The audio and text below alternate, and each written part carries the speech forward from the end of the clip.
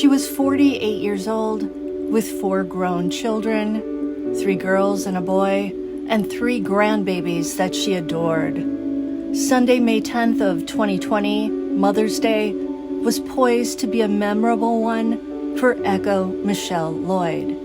And the day did end up being memorable, but for all the wrong reasons. Hi, I'm T of Bed Crime Stories, and this is the haunting story of Echo Lloyd's disappearance. Please like, share, and subscribe to my channel. So that Sunday, after driving to Walmart as well as to a Dollar General store in Climax, Missouri, with what we'll call Echo's male neighbor friend, Ekko vanished. For the past 5 years, Ekko's children have been searching for their mother, and every Mother's Day reminds them of what they lost. Ekko's greatest advocate over the past 5 years has been her daughter, Kelsey. On Mother's Day of 2020, Kelsey's first thought was seeing her mom and giving her a purple potted plant and a card that she'd purchased for her. You know how that is. You have a special gift for your mom and you can't wait to give it to her. You want to tell her how much you love and appreciate her. And Kelsey adored Ekko. Listen to how she described her mother during an appearance on the YouTube channel Web Sleuths, approximately 1 year after Ekko vanished. And Kelsey, thank you so much for joining us tonight. And let me just tell you how sorry we all are that you are going through this nightmare. And if there's anything we can do collectively as a group, or I can do personally, please do not hesitate to reach out, okay? Thank you so much. Thank you. Thank you for everybody's, affection, attention on this, and prayers. It means the world. We are here for you, my dear. So let's talk about your mom. Tell us about your mom. What kind of person is she? Mom is she's a very bubbly personality. She's kind of one of those people that when she walks into the room, you know she's there. Right. Not snobby, not stuck up. She's down to earth. She's kind to everybody. Give you the shirt off her back. She was one of those people that just wanted everyone around her to be happy, Mm-hmm. So she always wanted to try to be that bright light, no matter the circumstances for herself. Like I said, an infectious smile and laugh, just beautiful all around, inside to the outside. Has she ever disappeared like this before? No. This is not something that she would go away for a couple of days and then come back and say, sorry, I worried you, right? No. Now she would, back in the past, she would go for about a weekend, but she would let her husband know, hey, this is where I'm going, right. This is what I'm doing. Mm-hmm. Somebody would know where she was at, when she was going to be there. She'd check in, even if it was only one person. She'd never just disappear, and especially without her purse, without her ID, without her wallet, without money, without her cigarettes, mm-hmm. Just the everyday ideal things that she never goes without. And she wouldn't even walk outside to do outdoor things without her purse. Now, Ekko was at an interesting juncture in her life. She was still married to Kelsey's stepfather, but he and Ekko were living in separate homes. Despite this arrangement, the love between them was still palpable, according to Kelsey. So it's May of 2020, and Ekko is living in her own home in rural Edwards, Missouri, a small town in the Ozarks of around 2,500 people. The home is around 16 miles from where her husband is living, and the property is remote. There are neighbors, but they're many acres away. According to Kelsey, Ekko loved taking care of her new home, and she was having a ball planning renovations to the house and to the yard. This was going to be her baby, her very own house. Per Kelsey, Ekko was also OCD. She suffered from obsessive-compulsive disorder, which translated into her keeping a meticulously clean house. There were never dirty dishes in her sink. Food was never found open on the counter. Everything had a place. The only real problem that Ekko was having at this time was her neighbor, a guy named Joshua Dwayne Smith. Joshua was somebody who had no boundaries. He was the type of person who would walk into Ekko's home without announcing himself, without knocking, without warning. And Ekko had spent some time with him. She had enjoyed his company for a while. But over time, he began taking over her life, the way that kudzu in the South takes over a person's lawn. He was invasive, insidious, imposing. It had gotten so bad that Ekko felt forced to close her blinds even though she was living on this remote property. She also had taken to coming out of the shower and putting a towel around her right away for fear that she might look up and find Joshua in her bathroom. And even though Ekko was a badass, a tough woman, she had a pistol, she still did not like this guy just showing up unannounced. In fact, 2 weeks before her disappearance, Ekko had driven over to her daughter Kelsey's house. She'd run out of her car, run over to Kelsey crying and saying that this had gotten to be too much. He was doing some substances that Ekko didn't agree with. He was mean to his grandfather with whom he was living. He was also mean to his dog. Kelsey begged her mother to stay at her house, but Ekko said no. She said she was going to finally confront Joshua, take her life back, take her house back. I mean, this guy had a key to her home, which it sounds like she may have given him at one time, but he'd abused it. Now, Kelsey had also gotten the vibe from her mom, Ekko, that Ekko was sort of pushing her away, that she didn't necessarily want her coming over to her home. And that was weird because they were very close. They spoke on the phone at the very least every other day. And it makes me wonder if Ekko didn't want Kelsey to see something or be exposed to something. Now, on the evening of Saturday, May 9th, Kelsey spoke to her mother, Ekko, over the phone. Tragically, that would turn out to be the last time that Kelsey ever spoke to her mom. The next day, Sunday, was Mother's Day, and Ekko sent Kelsey a text at some point wishing her a happy Mother's Day because Kelsey herself was a mom to 2 little boys, 2 grandbabies that Ekko adored. Kelsey later called Ekko, but her mother did not answer. So Kelsey decided to drive over to Ekko's house to deliver the purple potted plant and the card that she'd bought her for Mother's Day. When she arrived, Kelsey noticed that Ekko's car was not in the driveway. So Kelsey ends up putting the plant on the porch, and she also leaves a note asking her mother to call her later that day when she gets back. Well, the whole day went by without a call from Ekko. And now, when Kelsey would call her mother's phone, the call would go straight to voicemail. That was very unusual. From Monday on, Kelsey keeps trying to get a hold of Ekko, but Ekko never answers. Finally, by Friday, Kelsey has had enough. She decides to drive back over to her mom's house, and once there, she notices now that her mother's car is in the driveway, but all the doors are locked. Kelsey knocks on the front door, but there's no answer. She starts calling out her mother's name.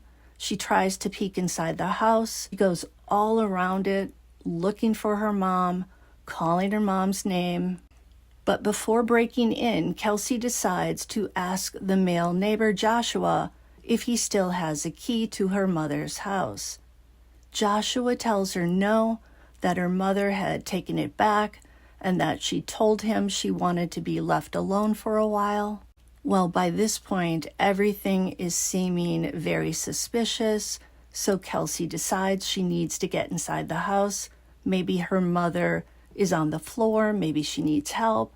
She walks around the house and she finds a window in the back that's open, and she climbs in. So it's immediately obvious that something is not right. Think Goldilocks and the 3 bears. Like, someone's been in the house, but it wasn't my mother, Ekko. There are dishes in the sink. There's an open can of moldy food on the counter. The garbage canister is flowing over. All of these are red flags because Ekko would never leave her home like that, not even overnight. Kelsey walks back to her mother's bedroom because that's usually where she can find her, and she notices that her mom's cigarettes are on the nightstand. Equally disturbing is that her purse is below the nightstand. Now, inside the purse is Ekko's wallet, and inside it are her ID cards. Ekko never goes outside without her cigarettes or her purse. This puts a very tight pain in the chest of Kelsey. She knows that something's very, very wrong. Ekko, who is known as Mima to her grandbabies, would never just up and leave, especially without telling Kelsey and her siblings. Now, what's missing is also interesting. Ekko's car keys are missing, her pistol is missing, and more alarmingly, her medications are missing. As Kelsey continues to scan the home, she notices a receipt from Walmart on the kitchen table. It's dated Sunday, May 10th, and it has some writing on it. Kelsey knows that the male neighbor is the last person Ekko was with, at least that she's aware of, on that Sunday. They apparently went to Walmart as well as the Dollar General store. By now, Kelsey is truly terrified, so she calls the police. The cops come out to the house, and they begin an investigation into Ekko's disappearance. The next day, with law enforcement's help, Kelsey does a search on foot, and there are about 25 people helping her. The police also later search Joshua's house, and they find that he has all of her missing things in the basement. Her medications, her cell phone, all of those were in Josh's basement. And get this, Ekko's car keys were in Josh's pocket. At this point, Kelsey is pushing the police to arrest Joshua, but they tell her it's all just circumstantial evidence, and it's not enough to warrant charges against Joshua. But after their search, the cops tell Kelsey that they don't believe Ekko went missing from her own property, but they don't really explain why. Law enforcement goes on to deem Ekko's disappearance a missing persons case. Now, on that web sleuth show done a year after Ekko went missing, Kelsey talks about Texas EquuSearch coming to Missouri to search for Ekko. Tragically, all of those early searches were fruitless, and Ekko wasn't found. In 2024, the family asked the public for help. They state that Ekko was last seen in Warsaw, Missouri at a Dollar General store. Over the past 4 years, extensive searches across bodies of water, land, and caves, with assistance from the Missouri State Highway Patrol's Division of Drug and Crime Control, or DDCC for short, who are looking over the case. Ekko's family doesn't believe that Ekko left of her own free will. Again, Ekko and Josh were friends and companions for a while. It seems like they might have even dated a little bit, but over time, he never wanted to leave her, and it was like he was obsessed with her. Even Ekko's friends noticed how he was always at her house, and the way that he looked at them made them very uncomfortable. He would just turn up, walk inside. It seems like maybe he was a friend with benefits, but he turned into a bit of a creeper. And when Ekko realized that this was not a high-quality person and that he was a little bit scary, she wanted to be rid of him, but he just wouldn't go. By the way, when Kelsey checked out her mother's vehicle after gaining access to it, she noticed that there were a ton of flies around it, as well as the smell of manure. She said it was like her car had sat in a field for days. Now, unfortunately, in this area, there apparently are drug rings, and there's a place called The Farm where basically it's said that people go there to cook drugs. There's no electricity, there's no running water, but there is an operation going on there. Some people wonder if Ekko found out about the farm, if she knew something about it, and if this could have made her somebody that the people doing this would want to get rid of. So that's why there's a theory that she may have known more than she should have, and these people decided to get rid of her, allegedly. It's also been said, and I'm not sure if this is verified, that Joshua's grandfather died 2 weeks maybe after Ekko went missing, and that he had a broken back. There's definitely people alluding to possibly Joshua hurting his grandfather in this manner. Allegedly, that is not verified.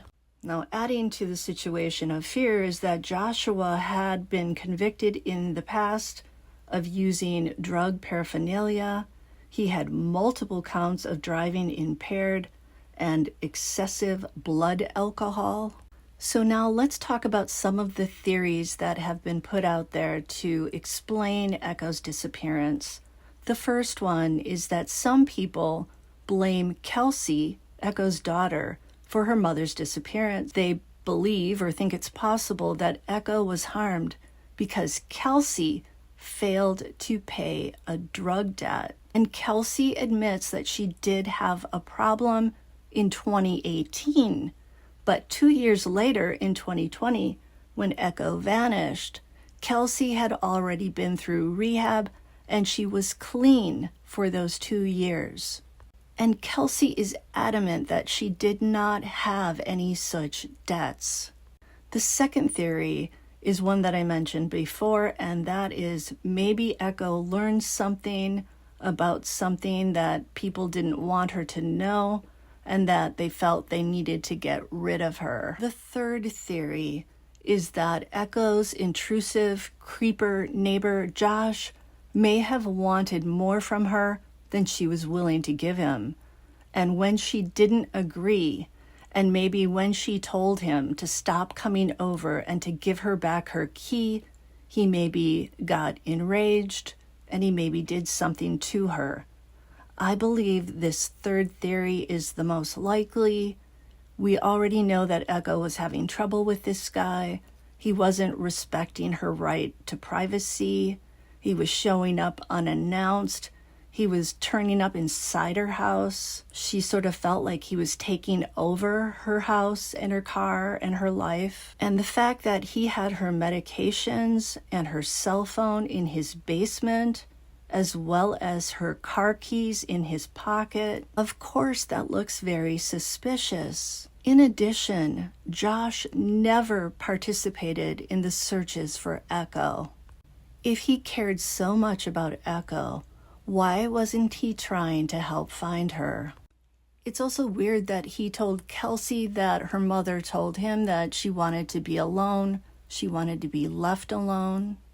All of that feels like Josh making up a story to try and explain away Ekko's disappearance. The police say there's really no crime scene. They don't know exactly where she disappeared from. There's no new information. There are no witnesses. And the police keep saying that they don't have anything. Tragically, Ekko's father passed away without getting answers about what happened to his daughter. Ekko's mother has a broken heart that shows in every inch of her being. Only a parent with a missing child can understand the degree of devastation.